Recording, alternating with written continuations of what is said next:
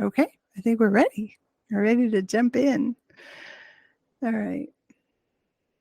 Okay, so get comfortable and close your eyes, and we're going to do 3 cleansing breaths. Long, deep breath in your nose and blow it out of your mouth.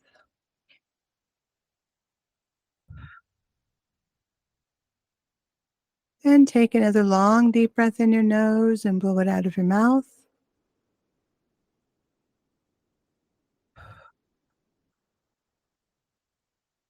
And again, take another long, deep breath in your nose and blow it out of your mouth.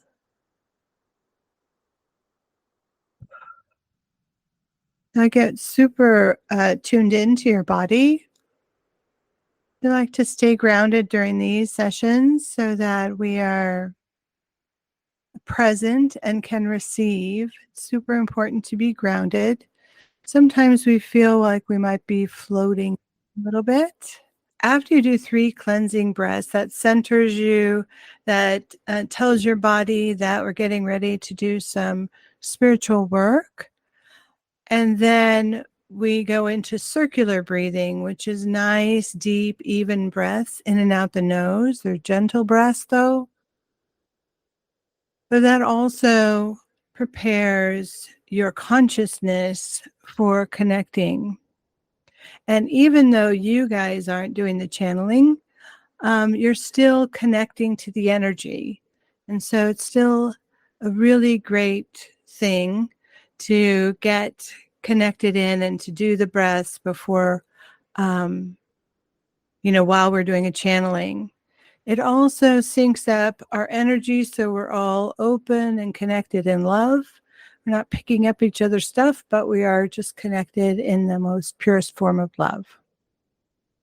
Good. So nice breathing gently in and out of your nose.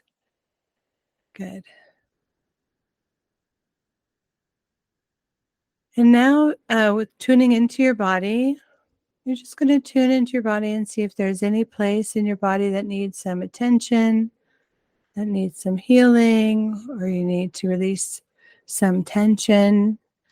And if that's the case, then ask your guide to help you release, to heal.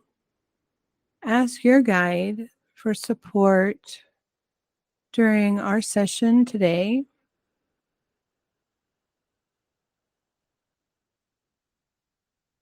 Ask your guide to help you stay grounded throughout this session so you're present.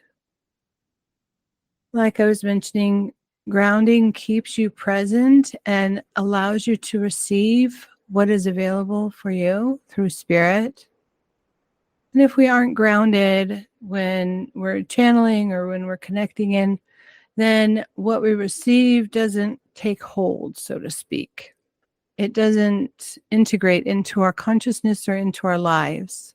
So we want to be as present as possible. Very good. And your guide can help you do that. Okay. So now once you're relaxed, comfortable, and feel open and present, go ahead and you can open your eyes and you can take notes if you like and um, do whatever you need to receive. So I need to do some breathing. And in order to allow White Eagle to speak through me, so I ask White Eagle to speak through me to share messages to serve our highest good and help us on our path to our highest potential.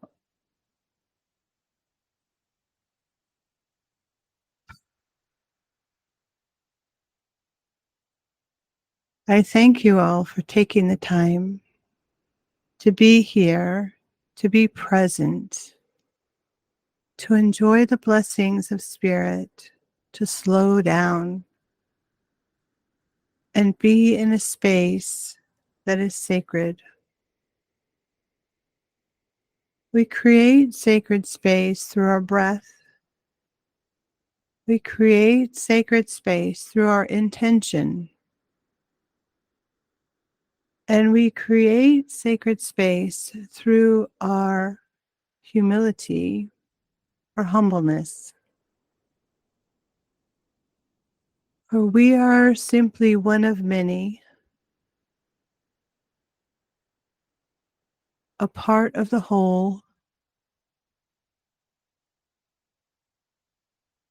in service to the whole, and the whole is in service to us. We are in partnership with Spirit and in partnership with the earth, in partnership with humanity, and know that your actions and your experiences are vital to the world, to the thriving consciousness of the world, of all of life, and beyond. When we speak of consciousness, it is an umbrella term. An umbrella term meaning the part of you that is actively connecting, actively aware, and actively expressing itself, creating. There's a part of you that is unconscious, that is passively creating, experiencing, and receiving. But when I speak of consciousness, I am speaking of the part of you that is awake, that is alive and vibrant, that is inspired and creative. I am speaking to your higher self, your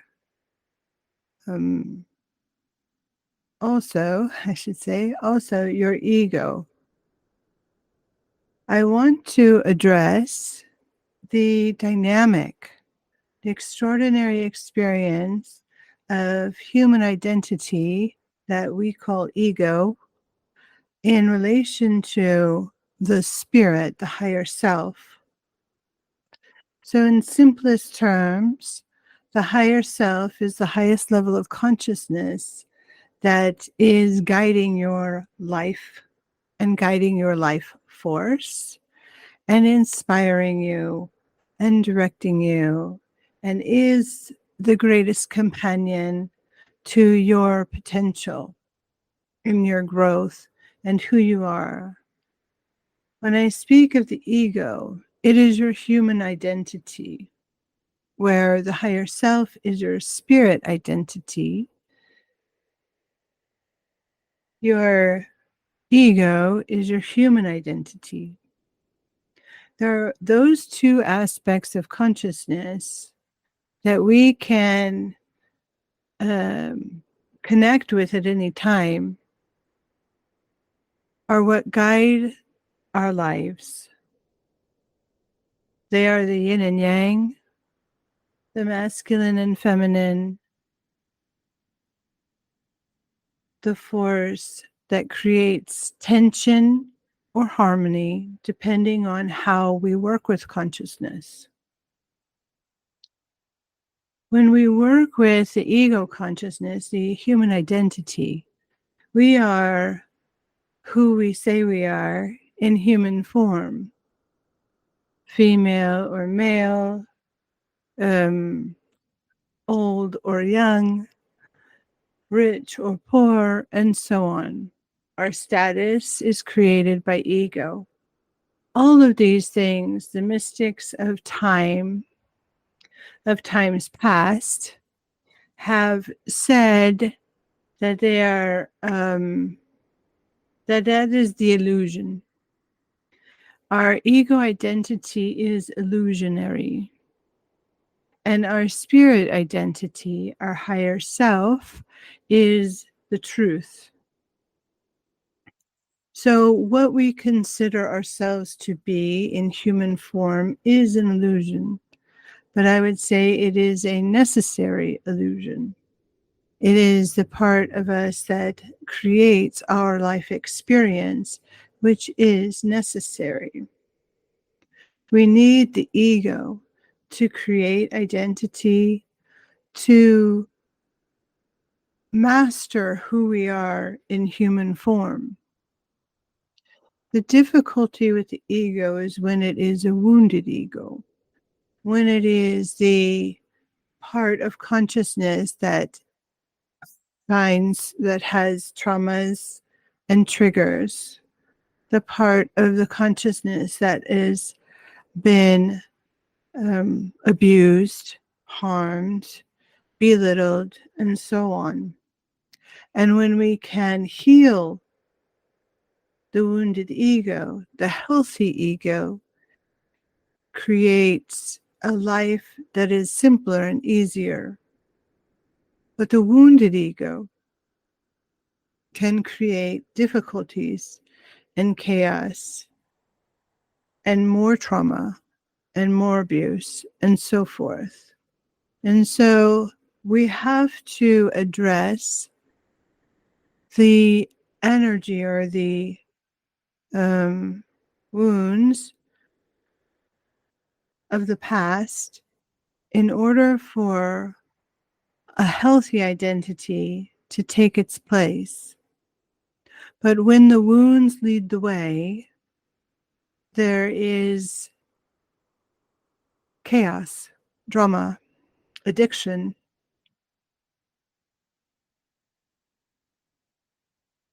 Sorrow is a part of life. Pains and illness are parts of life, but they need not be suffering. As we discussed a few times before, it need not cause suffering, but something to experience and work through. But when we have deep wounds that are unaddressed, we can create an identity around those, and they are not the reality of who you are. The wounded ego demands status, money, sex, things that make it feel powerful. The healthy ego is humble and kind and compassionate. Many of us switch between our wounds and our unwounded identity.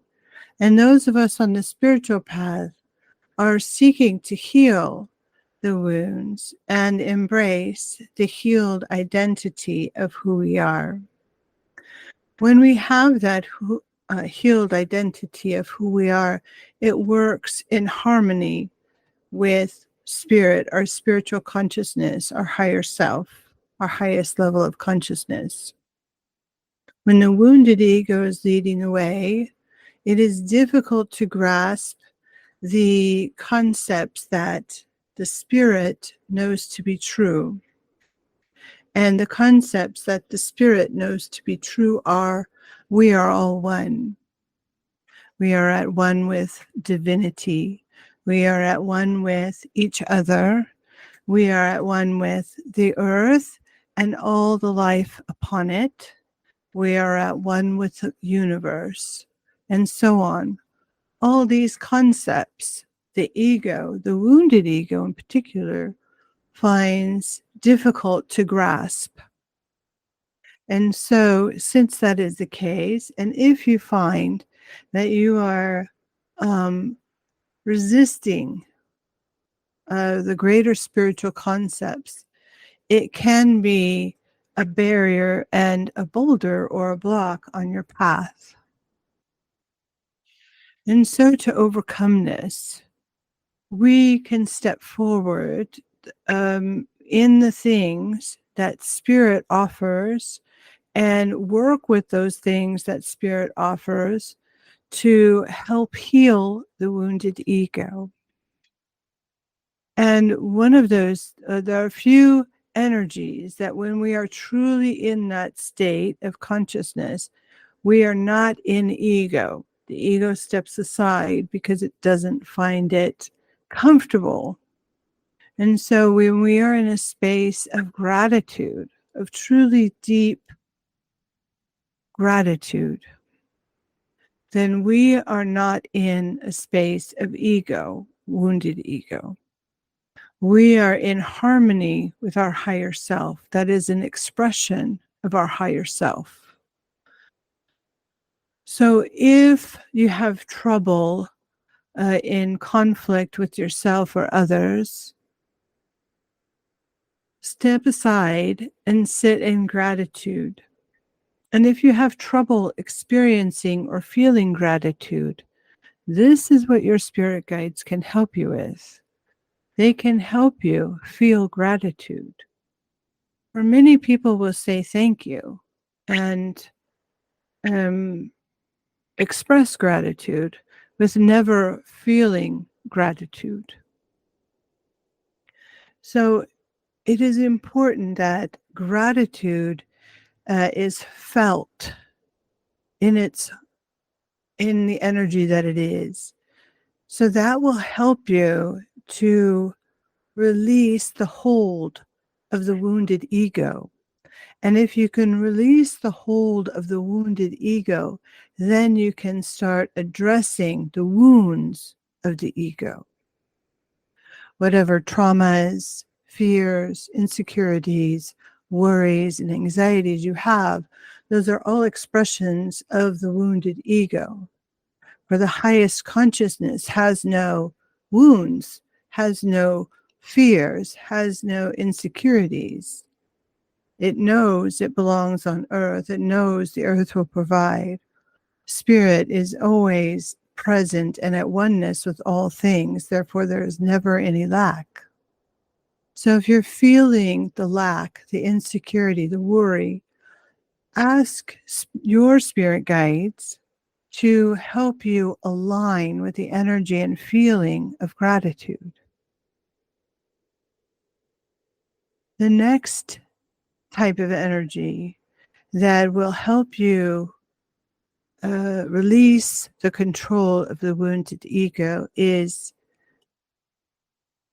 humility. Humility is a form of respect and reverence. It is not, we associate it at times with humiliation, which it is not that.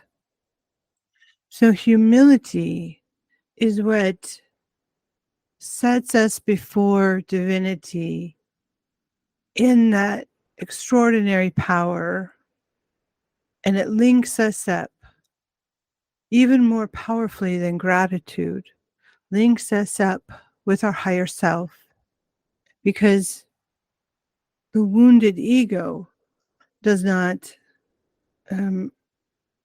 like humility at all. None whatsoever. And so when we can be in the state of humility, where we can experience the awe and reverence of all that is divine, and if you have difficulty feeling awe and reverence for all that is divine, feel awe and reverence for the beautiful moon shining down. Feel awe and reverence for an extraordinary sunrise. Feel awe and reverence for a beautiful flower or a newborn child. This will help you step into the spiritual state of oneness without challenging your ego, but instead setting the wounded ego aside for a moment so you can link in to divinity.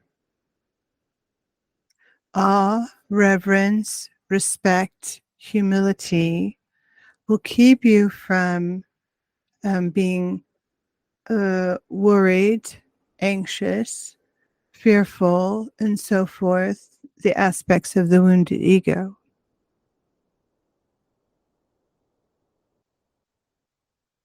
We are, the ego desires to control. And so, and the wounded ego will desire to control even more. But spirit desires to experience. So, where you may want to control what happens next, or how your life is going, or make sure that everybody is doing what you want them to do, and all that kind of thing, your higher self, your spiritual expression, simply wants to experience the world and offer up the insight, the wisdom, or the creations that it adds to the world. Think of art. What the spirit wishes to do is create art. What the ego wishes is to have a function for the art, whether it is to sell or to give or so on. And this is why the monks who do the beautiful sand mandalas erase, because it is the art, the expression of spirit is the art. And once the art is created, the expression is what ego will sell or gift or have a plan for. Let us put it that way. There's nothing wrong with planning for your creations, but it's important to see the difference. Where the spirit wants the experience of painting, and the ego wants the painting to do something, to mean something. You see. So you can see this is a different energy, a different something to be conscious of. So when you're feeling separate from others, that is the ego's function. The ego creates separateness between human beings and objects and so forth, but spirit expresses oneness at all times. And so we in spirit are in a state of oneness, yet we have an individuality. We have a personality. We have an expression of ourselves, but it is void of ego. It doesn't need to have a purpose. It doesn't need to have status. It doesn't need to worry or any of that. We can simply be as individuals in oneness. And that is the concept that spiritual people are working towards, the idea of oneness as individuals.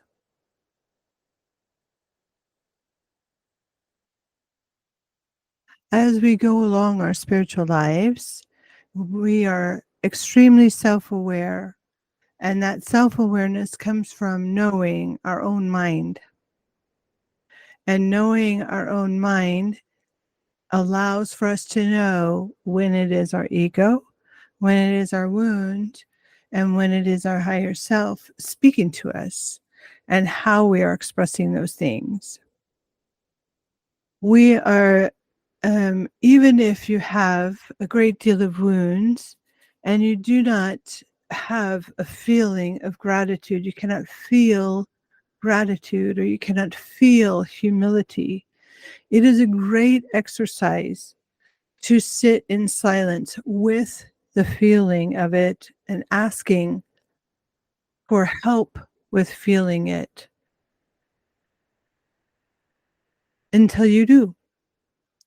So I will now give you an exercise so you can, I'm going to choose humility over gratitude, because humility is much more abhorrent to the ego than gratitude. And it is not a space of service, whereas a lot of people believe that humility is running around in rags and being of service. But humility is simply a state of awe, a state of reverence and respect. And when we share that place of reverence and respect, we are manifesting everything we could ever imagine. When we are in that state of reverence and respect and awe for all the things and all the people and our life experience and the beautiful miracle of waking up every day, then we are creating in harmony with grace and with your higher self. And your ego has no place or no power to sabotage you. And so I offer you this little meditation to connect in with humility. And again, if it is difficult to feel humility, then simply wait and do it again, and then again, and then again, until you can get there. It is simply a matter of practice. So if you are in a quiet space now, take a long breath and sit quietly with your eyes closed. Or you may be laying down. It is okay. Just be in the place of quiet. So we are going to be quiet and breathe now in and out of the nose.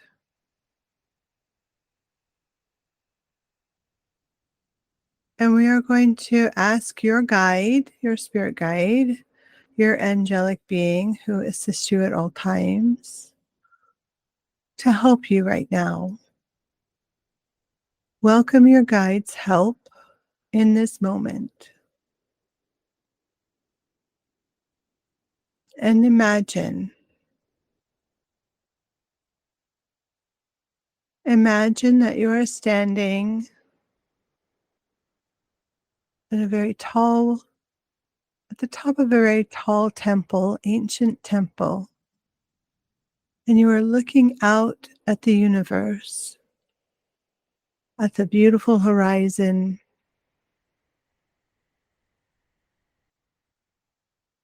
at this extraordinary world, the world beneath your feet. Take a look around you. Slowly look at this beautiful planet that welcomes you. Turn slowly in all directions. Look at the beautiful horizon and the beautiful earth. Now look up at the beautiful stars that guide you. For the earth is your bounty, and the stars are your future.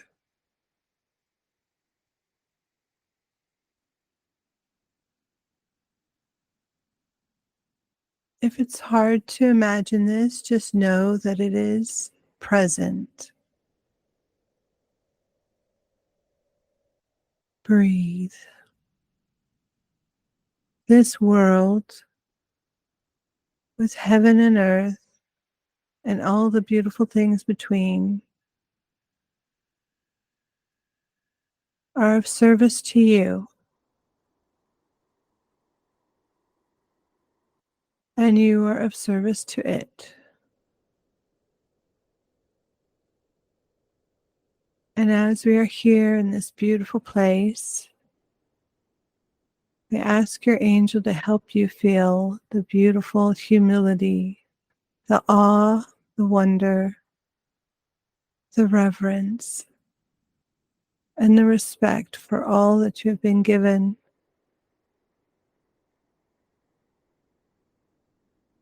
And all that you give.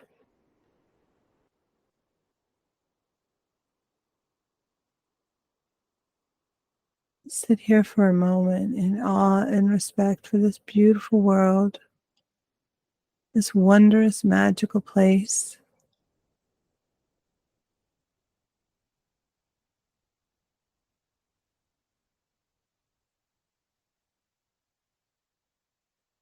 If you're struggling, ask your guide to help you let go of the struggle and settle in, relax. Feel the nurturing comfort of surrender.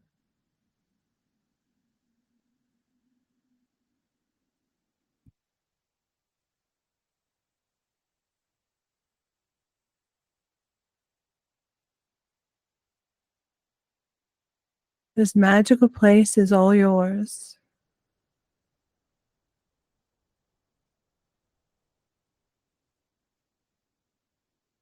But not to be powerful, but to be humble in,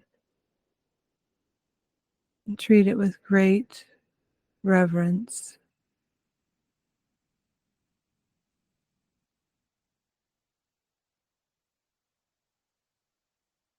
Now we ask your guide to bring you into the present to finish this little meditation on humility. Now we are back, fully awake and present.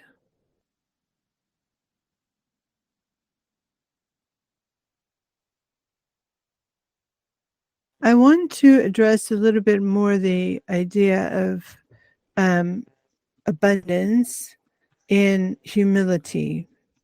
Christ said that the meek shall inherit the earth. And the most powerful space, the most powerful way to manifest is through humility. The ego may want a sports car, but it may be easier to manifest the more humble car, because the humility is what's the driving force of manifestation for the spiritual person. For those who are not tuned into the higher self or guided at all by that force, then their ego will manifest through the law of attraction, will manifest the sports car.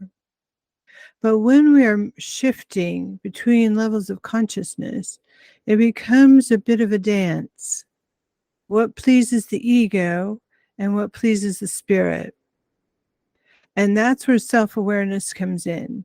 So asking yourself why you are doing what you are doing is vitally important, to be aware of if it's coming from a place of desiring status, or is it coming from a place of spiritual expression. Spiritual expression will always be humble, and it will always be in oneness, and it doesn't care about keeping up with the Joneses, so to speak. It only cares about having an experience on earth that is a unique expression of itself, of its individuality. I do very much appreciate everyone here for coming here, for being present with me. And we are doing very well in sharing these messages with the world. And I invite you to share them with others as well. Namaste.